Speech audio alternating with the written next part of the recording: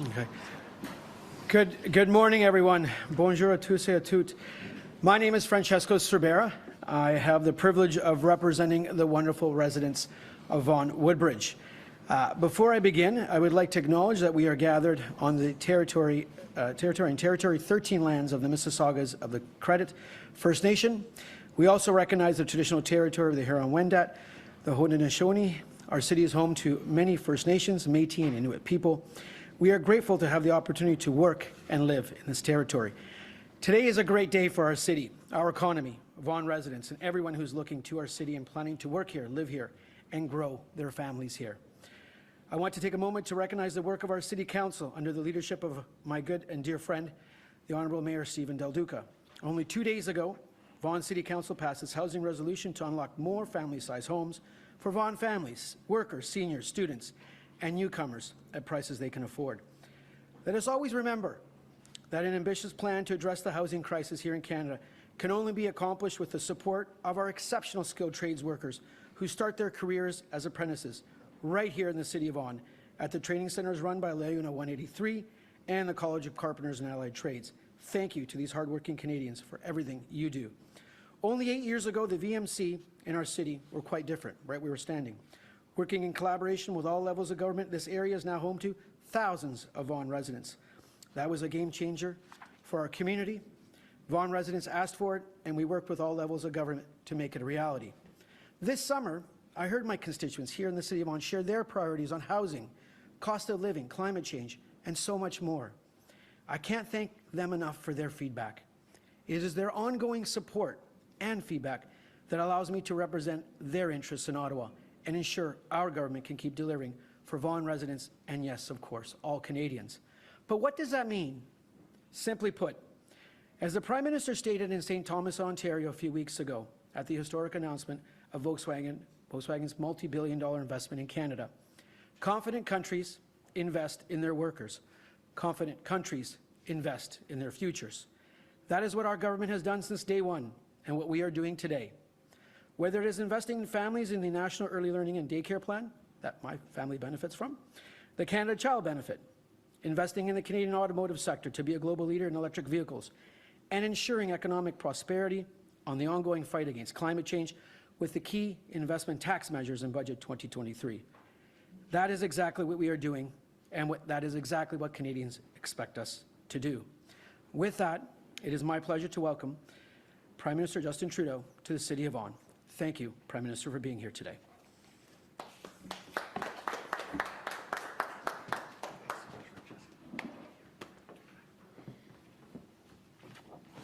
Thank you, Francesco, for welcoming us here. Happy to be here with you and MP Tony Van Bynen for this important housing announcement for the people of Vaughan.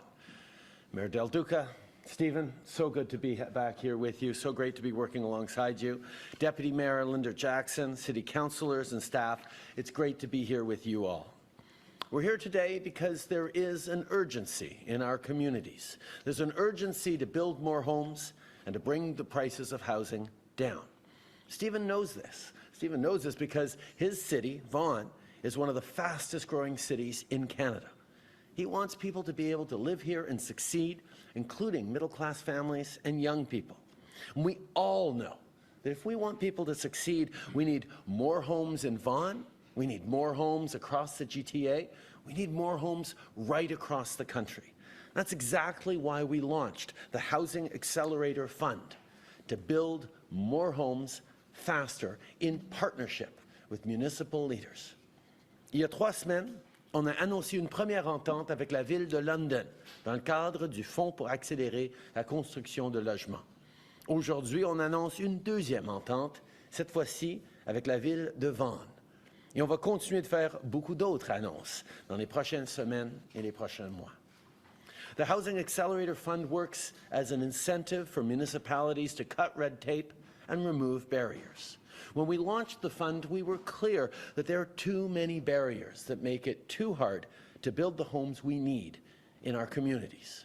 We were clear that local rules had to change, and local governments, with our support, had to think bigger and even more ambitious. Well, today's agreement with the City of Vaughan will help us fast-track the building of thousands of homes in the coming years. The agreement will allow for high-density development near public transit, including GO train and subway stations. It'll prioritize apartment buildings and affordable housing, and it will amend a zoning bylaw to allow for the construction of up to 4 residential units on a single lot. This is going to be really powerful here in Vaughan, but we also need to see this kind of thinking, this kind of leadership right across the country. We'll always achieve so much more by working together in partnership with a solid plan, as opposed to the Conservatives' approach of picking fights and making threats. Notre pays a été capable de relever des défis du logement dans le passé. On est capable de relever le défi du logement aujourd'hui. I remember when I was last here in Vaughan last winter for a town hall, I met trades workers like Brian and Michael. They were saying that sometimes they feel like the kind of work they do gets taken for granted.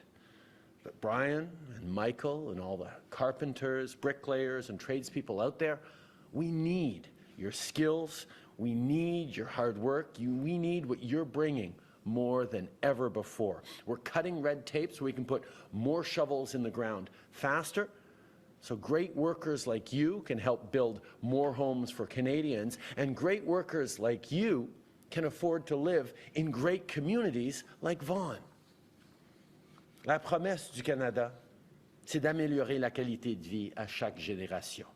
Aujourd'hui, c'est un autre exemple du travail qu'on fait pour s'assurer que cette promesse tienne. Canada is the best country in the world. Let's keep making it even better. Merci beaucoup, mes amis. I'll now pass it over with great pleasure to Mayor Del Duca. Steve. Thank you. Well, good morning, everyone. What a phenomenal day this is for the incredible people of the city of Vaughan. First, of course, I want to say very loudly and proudly to Prime Minister Trudeau, to our local MP, Francesco Sorbara, to another colleague, Tony Van Bynen, the MP from Newmarket Aurora, also a former mayor who knows the municipal sector so well. And in particularly symbolically important, just in advance of Thanksgiving weekend. On behalf of the people of Vaughan, thank you so much for making this investment in our city, for the people of our city, to help make sure that we have more affordable and accessible housing options for, again, the people who call this incredible community home. This is a really thrilling day for me and all of my colleagues from Council. The Prime Minister mentioned Deputy Mayor Linda Jackson. Councillors Rosati, Ferry, Volpentesta, and Ainsworth are also here with us today. And several of the senior staff from the City of Vaughan, led by our City Manager, Nick Spensieri, and a great team that we have. And I particularly want to highlight the phenomenal work of Hai Ching Zhu, Christina Bruce, and Christina Prinzo with respect to making this application for Housing Accelerator funding successful. So thank you very much. And I also want to point out Francesco Sorbara, who I've known for many, many years, and I know Prime Minister you and MP Van Bynen, I know that you already know this. In all my years in politics and all my years being around government at different levels, I don't think I've ever seen anyone work harder for the community that they love representing. Whether it's at events, or it's advocating, or it's engaging with stakeholders, it is so evident to all of us here in Vaughan, in particular in Vaughan Woodbridge, that Francesco Sorbara cares, he works extraordinarily hard, and today is another example of how he has successfully delivered for our community. Now, when we were talking a moment ago, Prime Minister, we were reminiscing about that time just a little bit less than 6 years ago when together we stood just down the street and we officially opened what we call the Spadina subway extension, the first subway to come outside of the 416 into the 905. And on that day in December 2017, the building we're standing in right now wasn't here. Many of the buildings in this neighborhood, what's known as the Vaughan Metropolitan Center, weren't yet here. You can see the construction behind us. More housing options, more units available, more hope and opportunity for the people of this city and the people of this region. That's what government investment done the right way can produce. Talking about transit, today, of course, we're talking about Housing Accelerator funding. This will literally mean that our extraordinary team at Vaughan can help improve our system, that we can deal with applications quicker and more seamlessly, that we can look at strategies that will help our youngest, those trying to break into the housing market, and our oldest, our seniors, who might be looking to downsize, have the options that they deserve. So the money that the federal government is investing in our city, we take it as a vote of confidence in what, as a council and as a team at the city, we are doing. We take it as a vote of confidence in this community, a community that believes in hard work, that understands you don't make excuses, you just get on with the job at hand. But it's also fundamentally important. And I'll tell you why this is really important for me personally. And I didn't mention this already, Prime Minister, but I better before I get into trouble. My wife, Utilia Amaral, is also here with us today. She's here with us today. And the reason I mention Utilia is not just to be in her good books, it's also because, like so many in this community, we're raising young kids. Our daughters are, well, one's about to turn 16, our older daughter, and our younger daughter is 12. This is so important to me personally and to our community because when I think about where our daughters and the thousands of others across the city and across this region like them, where they're going to live, where they're going to be able to afford to live, I'll say it right now, and I want them to know it. I want them to stay in Vaughan. I want them to be close. For far too many young people, breaking into the housing market, be it purchasing or rental, is a dream that's beyond their reach, and that's not right. And I also think about my parents who are now in their 80s. Please don't tell my mom I just disclosed her age publicly. My parents in their 80s, still living in their own home, and they love that, like most seniors do. Today's initiative, today's federal investment in our city will help seniors like my parents be able to downsize and do it with dignity and honor and grace. And because they built this country and this city, they deserve that too. And so at the end of the day, I don't have any other ways to say this, Prime Minister, to you and to MPs Sorbara and Van Bynen.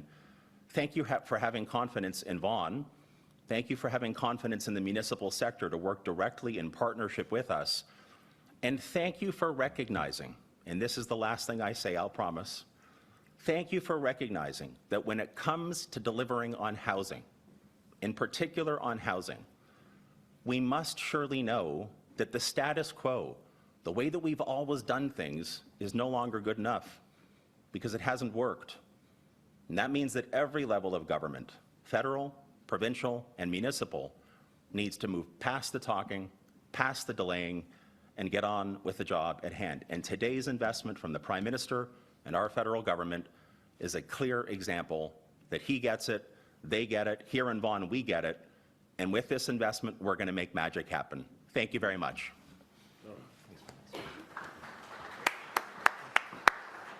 We will now start with the question and answer period. Nous allons maintenant commencer avec la période des questions. La première question est à Radio-Canada. Juste allumer le micro, s'il vous plaît. C'est bon? Ouais, Super. Donc, c'est ça. M. Legault vient de vous lancer un ultimatum concernant le programme fédéral-provincial qui prévoit une enveloppe de 900 millions de dollars pour le Québec. Il veut que le dossier soit réglé d'ici vendredi prochain pour, bien sûr, l'inclure dans sa mise à jour économique. Allez-vous lever les conditions que vous souhaitez imposer à Québec pour permettre justement une entente? Ben, tout le monde le sait, on est extrêmement ambitieux pour vouloir bâtir le plus de logements possible pour aider les Québécois et tous les Canadiens à pouvoir se trouver un logement abordable, pouvoir bâtir une famille, un avenir.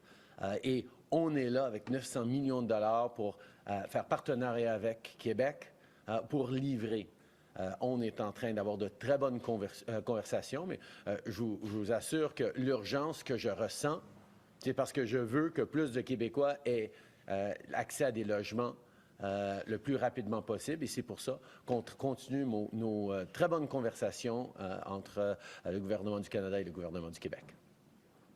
Parfait. Deuxième question, si possible, d'avoir la réponse en anglais et en français. C'est plus centré sur Toronto maintenant. Chaque jour, vous le savez, des centaines de personnes sont refusées des refuges pour sans-abri de la ville-reine. Plusieurs d'entre eux sont des demandeurs d'asile. Ils dorment dans la rue.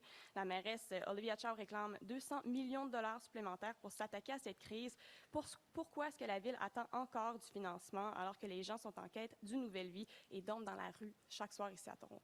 Tout d'abord, je veux dire, c'est inacceptable que des gens vulnérables comme des demandeurs d'asile soient pris à dormir dans la rue. C'est pas le pays que nous voulons avoir, c'est pas le pays que nous attendons à avoir. C'est pour ça qu'on a investi au cours des dernières années des centaines de millions de dollars, y compris pour la ville de Toronto, pour aider avec les demandeurs d'asile. Et on va continuer d'être là pour investir et pour aider.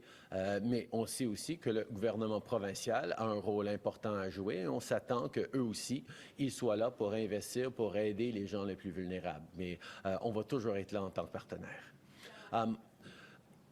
First of all, it's unacceptable that the most vulnerable people who are asylum seekers, refugee claimants, be stuck sleeping in the streets, be stuck in horrific circumstances. This is something that we've taken very seriously for many years now and have transferred hundreds of millions of dollars to provinces and municipalities over the past years to support the infrastructure for asylum seekers. But we know there's more to do, so we're going to continue to be there to work with the City of Toronto, and we're also continuing to call on the provincial government to step up around its responsibilities as well to make sure that the most vulnerable are supported and housed. Good morning, Prime Minister. Simon Dingley from CBC. Welcome to Southern Ontario again, sir. CMHC says housing starts grew only 1% in the first half of this year. They're blaming borrowing conditions, high construction and labor costs, as well as higher interest rates. Are you not tackling the housing crisis too late?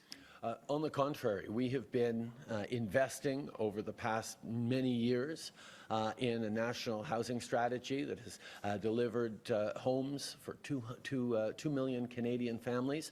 But there's lots more to do, and we've seen, as you've highlighted, the pressures of inflation and supply chain disruptions, the pressures around interest rates has caused real challenges, which is why before the House right now, there is a bill that will remove the GST on new apartment constructions right across the country, the federal side of the GST. A number of provinces, like Ontario, have agreed to eliminate the provincial side of the GST.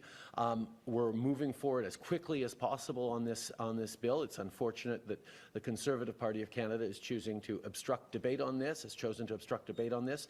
We know we need to deliver this quickly, but even just having announced that we're doing this, already developers are taking plans that they had shelved off, reactivating them to build more housing for more people. This is part of what we're doing. On top of that, we have the $4 billion Housing Accelerator Fund, which is creating ambitious agreements with cities like Vaughan that are unlocking much greater development and opportunities for homes. We're also moving forward with the third round of the rapid housing strategy that is helping most vulnerables, including people facing homelessness and houselessness. These are things that we're continuing to do. And yes, the report today highlights how much it is important for us to continue to step up like we're doing.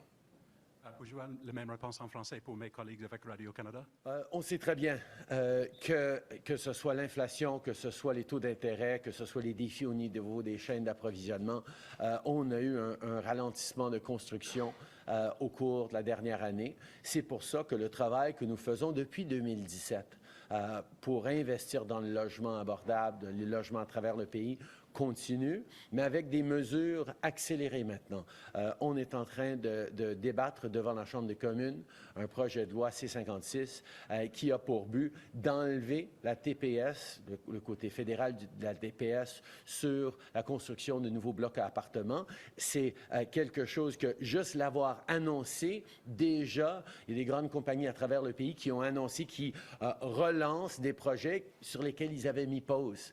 C'est dommage, malheureusement, malheureusement qu'encore une fois, le Parti conservateur du Canada a choisi de faire obstruction au débat sur ce projet de loi. Mais nous, on va continuer d'aller de l'avant pour aider les gens de façon concrète. Mais on sait qu'il y a beaucoup plus à faire. C'est pour ça qu'on continue d'investir en partenariat avec les villes comme Vaughan dans le fonds d'accélération pour le logement. On est aussi en train d'investir dans l'initiative pour les logements rapides.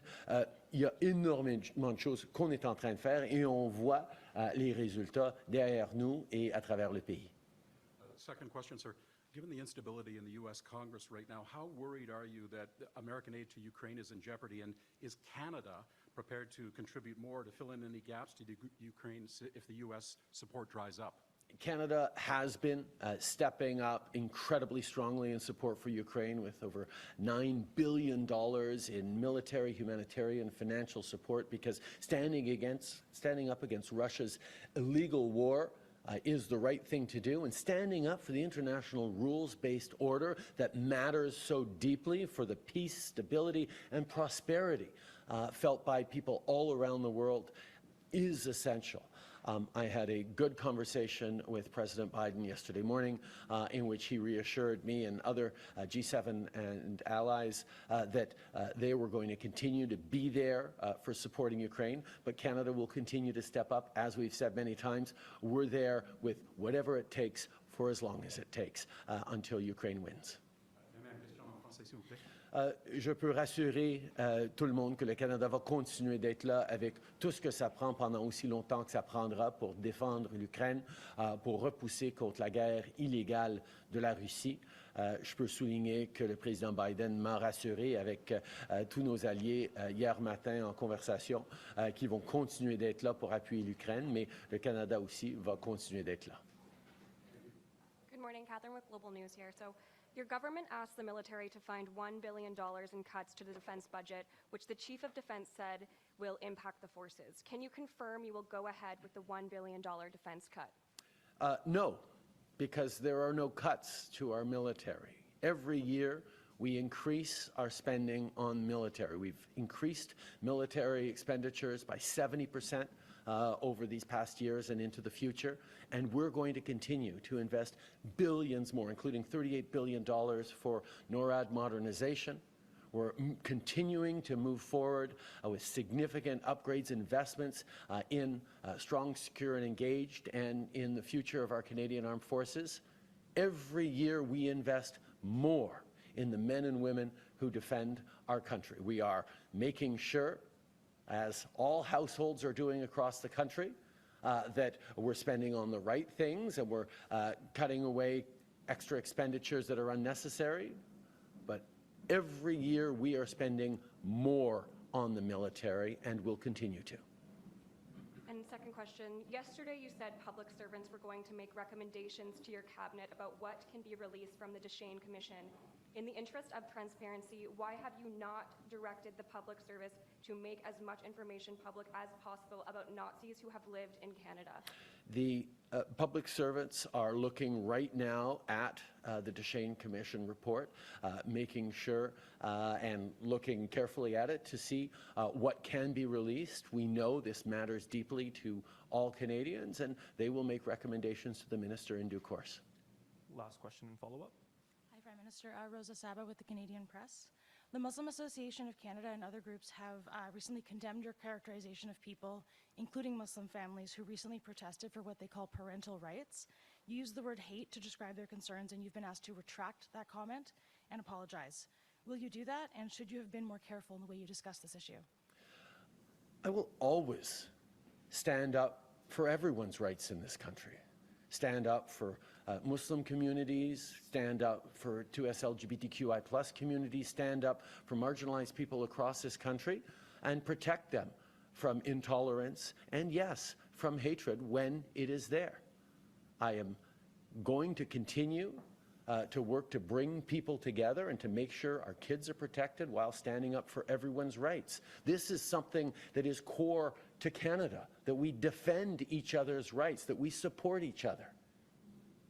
And I've never suggested that someone who's concerned about parental rights is somehow filled with hate or intolerance. But what we need to make sure is that when we do see expressions of hatred or intolerance against Muslims, against the 2S LGBTQI+ community, against any Canadians, that we are firm in standing against intolerance, and that we reach out to bring people together. That's what I will always do. That's what this government has always done with Muslim Canadians and with all members of diverse communities. Quick follow-up, so you're not retracting the comment in question? It was a tweet talking about how we stand with the 2S LGBTQI+ community, and we always will. We will always stand against hatred and intolerance wherever and from whoever it comes. But anyone who's trying to politicize or spin this as an attack on one particular group is trying to divide communities against each other. We are a government and a party that will always stand against intolerance wherever it is. Thank you, everyone. Merci beaucoup tout le monde.